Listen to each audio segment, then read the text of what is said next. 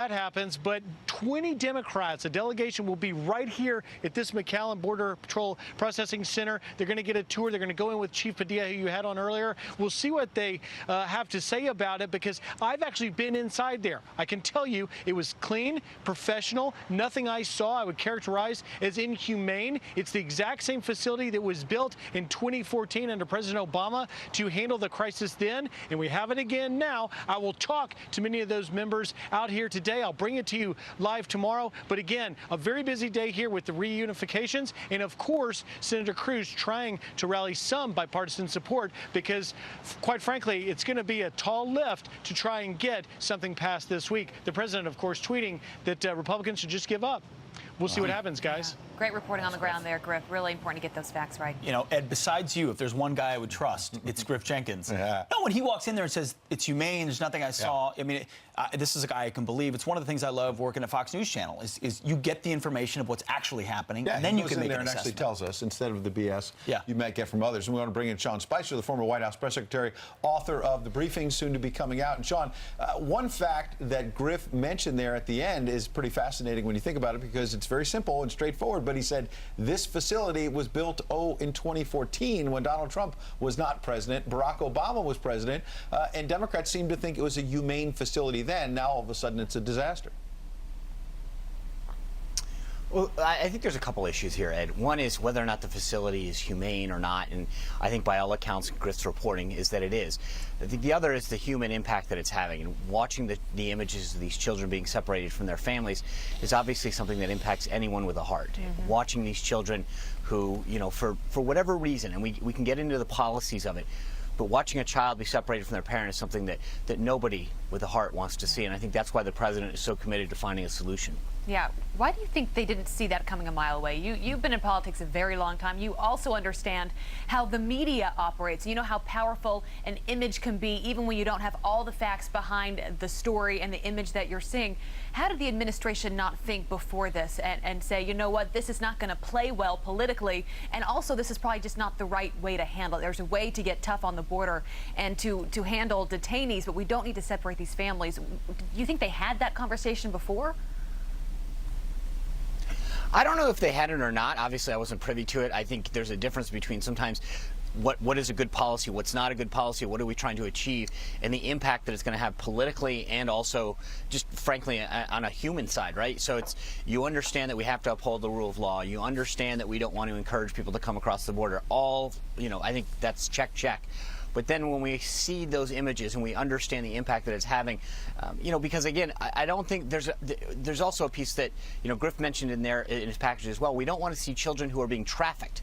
That's something that gets majorly overlooked by the media right now, is that there are children that are taken from their homes, that are taken by people, and they're brought across the border for nefarious reasons.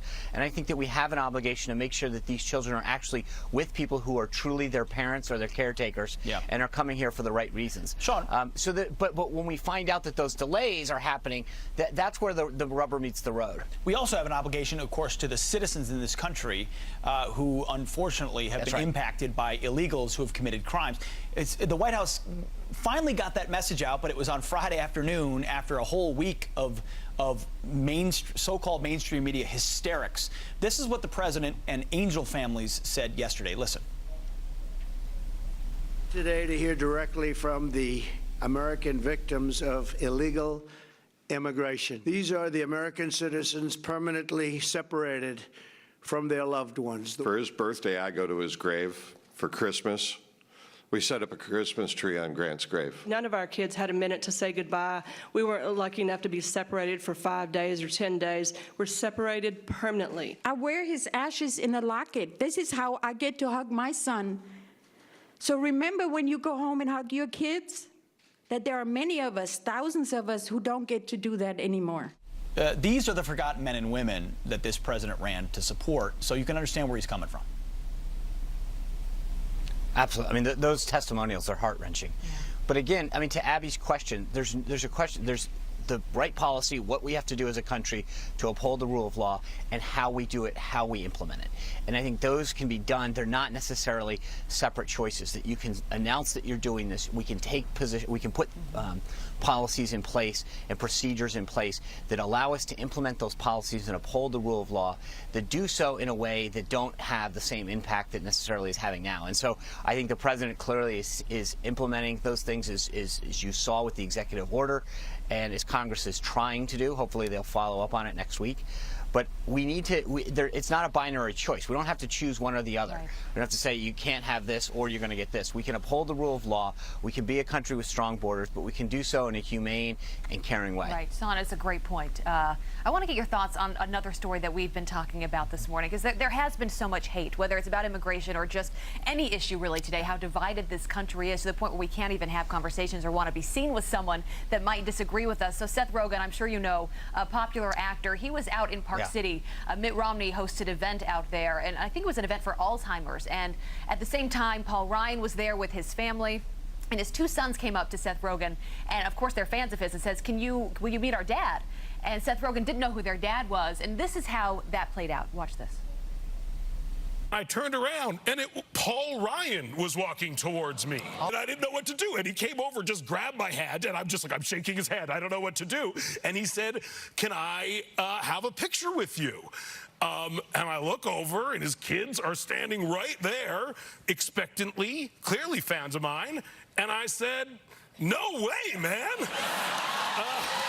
And I couldn't stop. And I said, furthermore, I hate what you're doing to the country at this moment, and I count the days till you no longer have one iota of the power that you currently have. I mean, Sean, I wouldn't want to pose for a photo with Pete in that seersucker suit. But, I mean, in all seriousness, you know, I mean, he's admitting, what a jerk, he's admitting that these kids came to him, whether it's Paul Ryan's kids or your kids, and he couldn't reach across the divide and take a photo with Paul Ryan. Right, and I think let's separate the issues. Pete's suit is a totally separate issue. I think we can all, Ed, we can all condemn this, this travesty that Pete has engaged. You don't see it up close, Sean. But So. look, I know, thank goodness. But here's the thing. I honestly, you know, you mentioned my book at the top. I talk about this a lot in the book that is coming out. And I'm not saying that I haven't done the same. I've had time to reflect. If we as Americans, if we as a society can't talk to each other, if we can't engage in civil discourse, then we're going to lose the country. This is something that we can be fierce partisans. I love being a conservative. I love fighting for conservative policies. But I want to hear from liberals. I want to be stronger. I want to hear their point of view.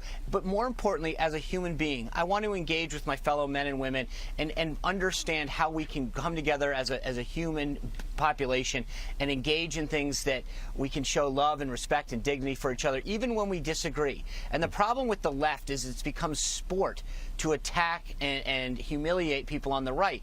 I don't think that that's funny, as the audience there when Seth Rogen said that is something to cheer. I think it's something to say, you know what, guys, the kids came up and asked for a handshake. Say, Mr. Ryan, it's good to meet you. I apologize. You know, thank you for being a fan. I disagree with your policies. So, well said. Amen. And what Abby said at the top, by the way, it was an Alzheimer's event. It's a cause, an issue we should all, cross parties and everything else, come together and fight for. Sean, good luck with the book. Thanks for coming in this weekend. Good to see you, Sean. Thanks, guys. All right. Weekend. You bet. It's now been nearly 2 weeks since President Trump's historic summit with Kim Jong-un.